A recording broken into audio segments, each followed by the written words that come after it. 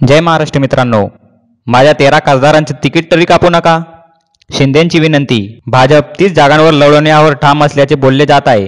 शिवसेना यंदाही 22 जागांसाठी अडून बसली होती, परंतु भाजपाकडून दबाव वाढत असल्याचे बोललं जात आहे. महायुतीत पक्षांची गर्दी वाढल्यानंतर जागा वाटपाचा गोंधळही वाढला आहे. आधी केवळ शिवसेना भाजप असताना युतीच्या फॉर्मनुसार तिकीट वाटप सहज शक्य होते, परंतु दरम्यानच्या काळात मोदींनी 400 पारची महत्त्वाकांक्षा वाढली, तशी महायुतीत पक्षांची संख्याही वधारली. आता अजित पवार यांच्या नेतृत्वातील राष्ट्रवादीशी धोरणात्मक युती झाल्याने त्यांच्या खासदारांना सामावून घेणे केंद्रीय नेतृत्वाला अपरिहार्य झाले आहे. अशातच शिवसेनेवर दबाव वाढत चालल्याची चर्चा आहे. परंतु मुख्यमंत्री एकनाथ शिंदे हे महाराष्ट्रात भाजपसोबत युतीचे सरकार स्थापन करण्यासाठी त्यांच्यासोबत असलेल्या शिवसेनेच्या सर्व 13 विद्यमान खासदारांना तिकीट मिळावं यावर ठाम आहेत, अशी माहिती सूत्रांनी दिली. गेल्या लोकसभा निवडणुकीत भाजपने 48 पैकी 25 जागा लढवल्या होत्या, तर शिवसेनेने 23 जागांवर समाधान मानले होते. भाजपने त्यापैकी 23 जागा जिंकल्या, तर शिवसेनेने 18.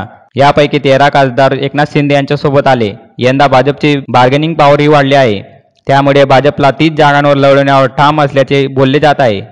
शिवसेना यंदाही 22 जागांसाठी अडून बसली होती, परंतु भाजपाकडून दबाव वाढत असल्याचे बोललं जात आहे. केंद्रीय गृहमंत्री अमित शहा मंगळवारी मुंबईत दाखल झाले. सूत्रांनी दिलेल्या माहितीनुसार सह्याद्री अतिथीगृहावर झालेल्या बैठकीत शहांसोबत मुख्यमंत्री एकनाथ शिंदे, उपमुख्यमंत्री देवेंद्र फडणवीस आणि अजित पवार उपस्थित होते. देवेंद्र फडणवीस आणि अजित पवार काही काळ सोबत होते, मात्र ते निघून गेले. त्यानंतर अमित शहा आणि एकनाथ शिंदे यांच्याशी 1-to-1 बैठक झाली. एकनाथ शिंदे त्यांच्या पक्षातील सर्व 13 खासदारांचे तिकीट मिळावेत यासाठी आग्रही होते, परंतु शहा यांनी त्यांना प्रत्येक मतदारसंघ ग्राउंड रियालिटी समजावून सांगण्याचा प्रयत्न केला. त्यामुळे 13 पैकी काही विद्यमान खासदारांचे तिकीट कापले जाण्याची शक्यता वर्तवली जात आहे.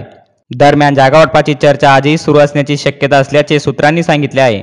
त्यामुळे जागा वाटपाच्या अंतिम सूत्रांकडे राजकीय वर्तुळाचे लक्ष लागून राहिलं आहे. तुम्हाला काय वाटतं कमेंट बॉक्समध्ये मत नोंदवा. जर तुम्हाला हा व्हिडिओ आवडला असेल तर चॅनलला सबस्क्राईब करा, बेल आयकॉनला प्रेस करा.